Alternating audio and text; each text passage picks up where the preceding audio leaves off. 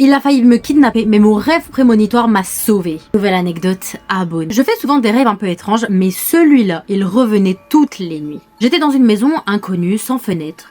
Les murs ils étaient blancs, un tapis rouge au sol et une porte verrouillée.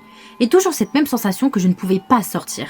Comme si vraiment j'étais enfermée, piégée et parfois même qu'on m'observait. Je me réveillais en sueur et le cœur qui battait trop vite. Au début j'ai cru que c'était juste mon anxiété, rien de plus.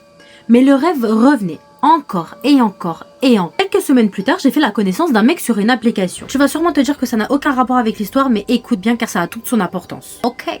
On a discuté, on s'est vu plusieurs fois d'affilée, rien d'inquiétant, il était calme, gentil, attentionné, etc. Vraiment un mec banal. Et un soir, il m'a invité chez lui. Sur le chemin, j'avais quand même une boule au ventre, un mauvais pressentiment.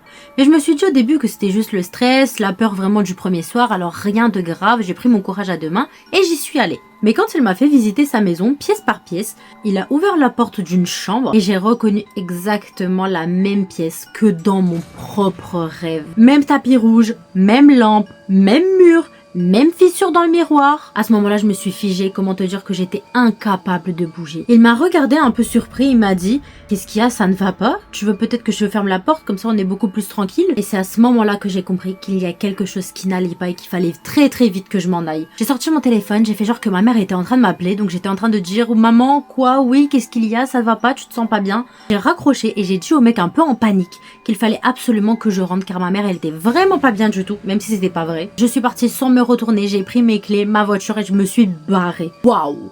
C'est la fin de cette anecdote abonnée. Franchement, je m'y attendais mais absolument pas. Donc ça veut dire quand même que ton rêve prémonitoire c'était ton kidnapping. En tout cas, moralité de l'histoire, écoutez toujours vos rêves. La preuve en personne, ça a très bien servi à quelqu'un.